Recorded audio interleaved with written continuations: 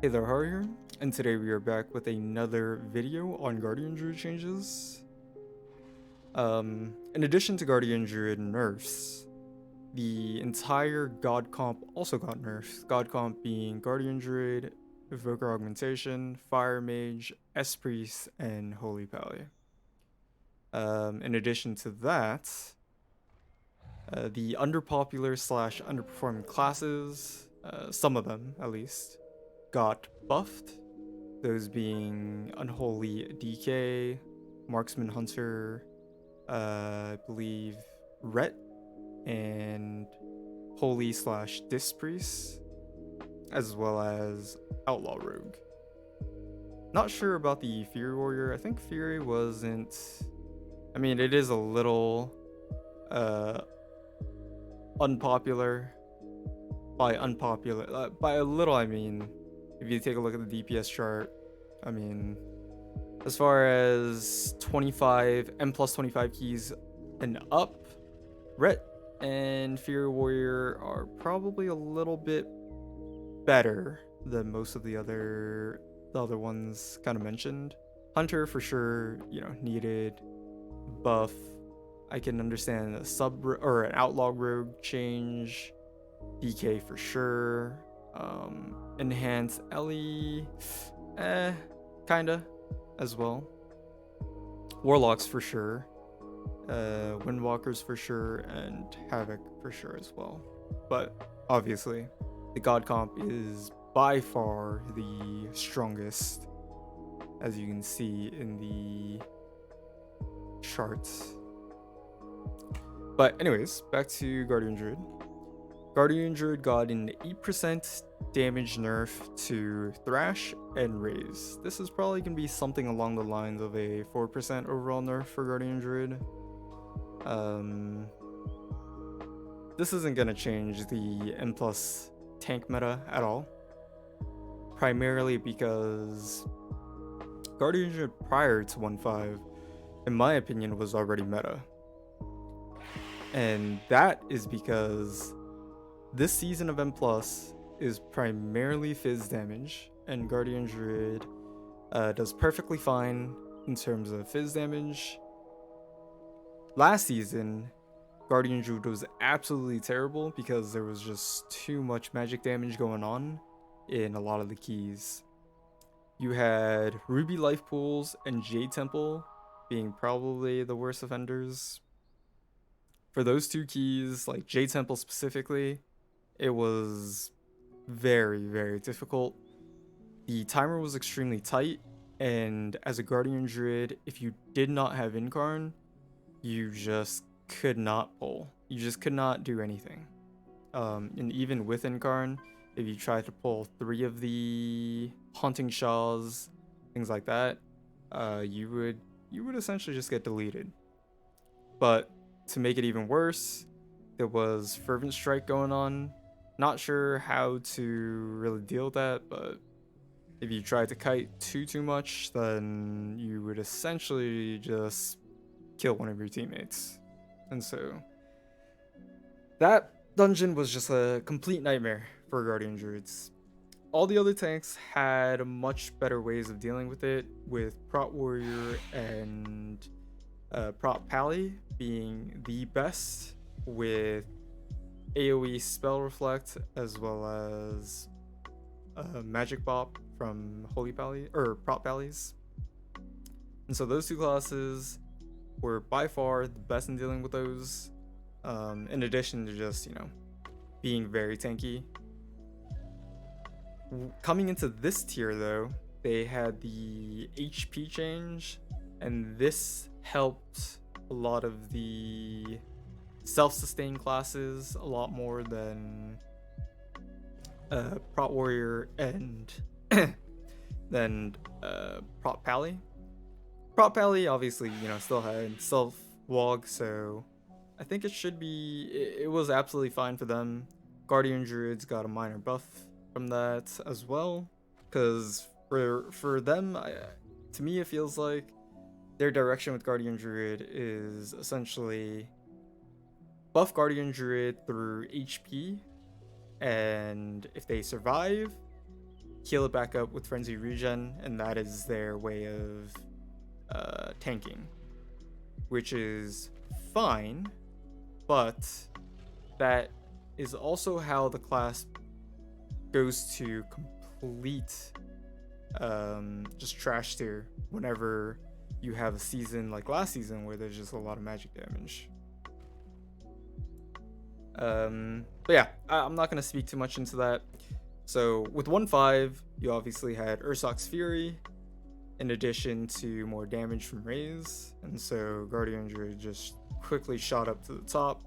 You were pretty much the highest, the tankiest tank, and the second highest damage tank.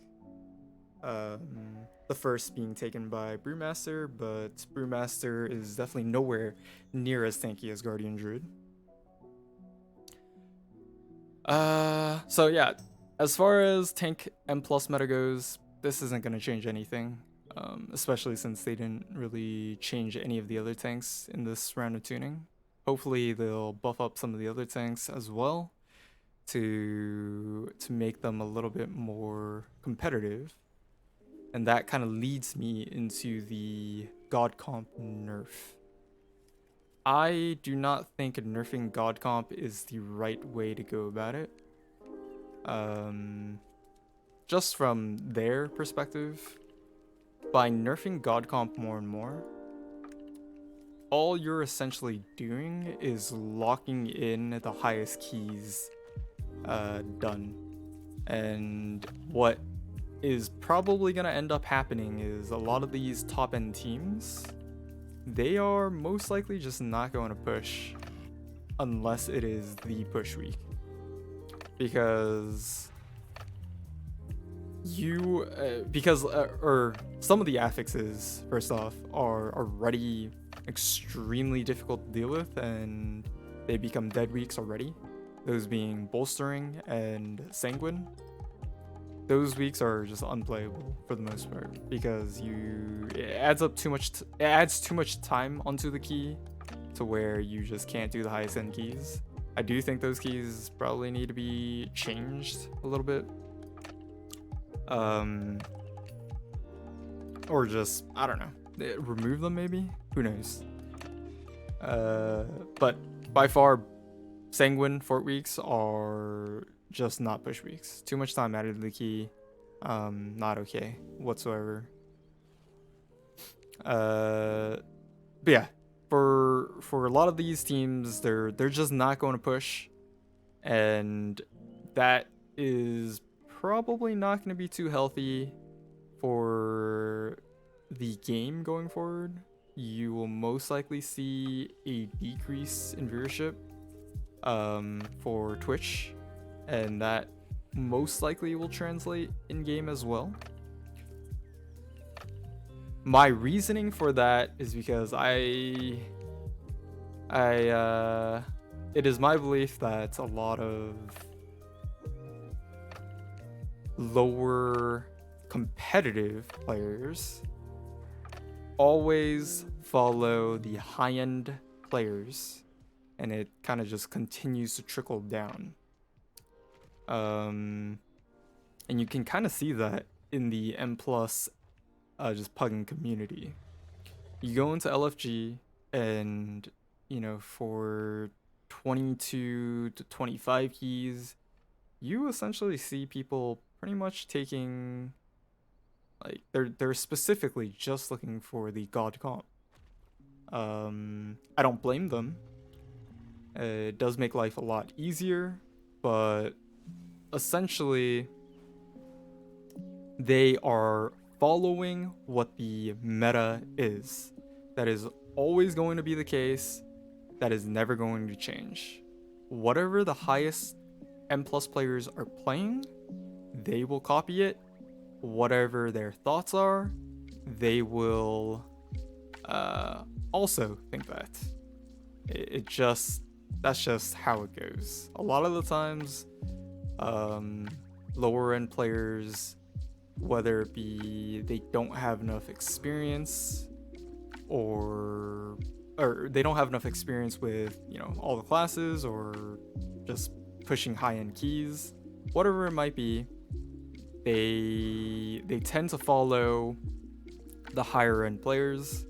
And so when you see a lot of the higher end players not pushing, because it's just that difficult and they don't really need to push when their keys are locked in, you're gonna see a lot of them just stop playing as much M+, and that will definitely result in the lower end competitive players also stop pushing.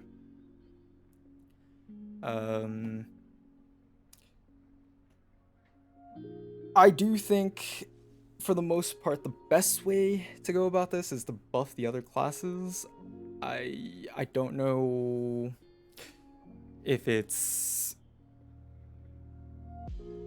I'm not sure what the... I don't want to say hesitation, but rather delay in changing some of those classes are. Obviously, it's not that big of a delay. It's only been, I don't know, a few weeks since 1.5 came out. Maybe a month, 3 to 4 weeks. So it hasn't been too long, but I do think the underperforming classes do need to get buffed. But even if they do get buffed, there is a very big underlying problem with M+, and that is S-Priest currently. So there are seasons where these routes made by the top N+ teams revolve around things like Shroud, around Mind Soothe. Mind Soothe not as much of a thing until this tier, but Shroud was notoriously one of the biggest things. And when you have everybody pretty much copying the high-end routes, Shroud becomes extremely important, Mind Soothe becomes extremely important, Master Spell becomes extremely important. And so because of that, S-Priest has become this class, this god class that you cannot push without. If we take a look at some of the dungeons,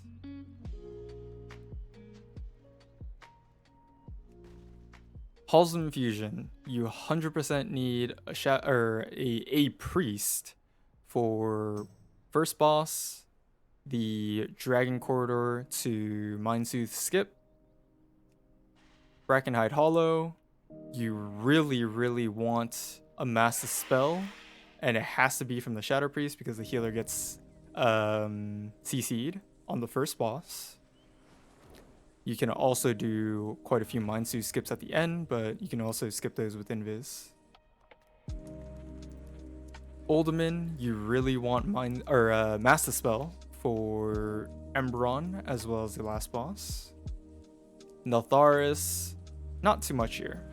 Neltharis you can make do without the S-Priest and it should be okay. Nelslayer, definitely Mind Soothe skips towards the end, as well as the middle area. Can also make do with Shroud. Freehold, not so much here. You can do without the S-Priest. Underrot, you don't really need the S-Priest. Vortex Pinnacle, you kind of do need the S-Priest for a Master Spell on the Gust Soldiers. So, as you can see, there's something like 5 out of the 8 dungeons where Priest is just insanely strong. And of those dungeons, I think 2 or 3 of them where Mind Soothe is extremely important in terms of routing. So I think this kind of lies in... I want to say this is more of a... I don't know if you want to say it's a M+ design problem or a S Priest or just like class design problem, but I think they really do need to take a look into some of these dungeons when they make it, and kind of take a look at what the possible like mobs that are able to be skipped with Shroud, with Mind Soothe. They try to reduce a lot of the skipping of Shroud. Say for example in Halls of Infusion, they design some of these, like this corridor, right? These dragons have invis detection. They try to add a lot of invis detection to make skipping less of a thing.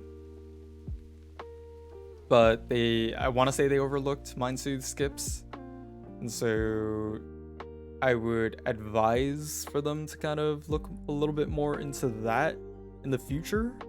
But what's done is already kind of done. So as far as this season goes, you know, S Priest is just locked in. On top of, you know, their utility they bring, they also have very, very good damage in terms of PI, as well as their funnel, or not funnel, but just their damage profile. They have a lot of single target prio, which does not affect their AoE for the most part. So S Priest, pretty good. Obviously, I know they've gotten changes. If anything, I think the last round of changes, the previous round of changes, increased their single target and lowered their AoE, which was a good thing, because their AoE didn't get affected too much. Either way, because of S Priest though, a lot of your classes that do not do too well with PI are essentially kind of dead classes. You just can't really play, or you really do not want to play with a class that does not do well with PI. Rogue being one of them. And so it definitely does suck. It definitely does suck this season. It's a bit of a weird season where you have S Priest locked in, and you kind of have Augmentation Evoker also locked in. I do think the recent round of tuning changes for Augmentation isn't going to change their requirements in keys. They essentially just reduce the damage of Breath of Eons. I don't think that's going to change too much. I'm not entirely sure about Fate's Mirror. But the survivability Augmentation brings to the M+ scene is extremely, extremely strong. I don't think it's something that you will be able to get by without for the highest end keys. That being said, I think it's fine as well. Again, it is a kind of half tier. They're introducing a new role, and the reason why I specify role and not class is because I think it is Blizzard's intention to include a new role into the game. I don't think they are trying to include a new class.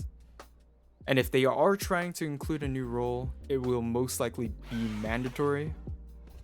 In the future, hopefully they'll be introducing more and more support classes, and then you'll slowly start to realize, oh, you know, this is a mandatory role.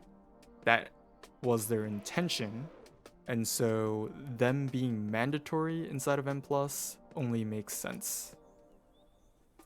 Obviously, it does take take away a slot from the DPS side of things, and it makes DPS a lot more competitive, especially because S Priest is just locked in.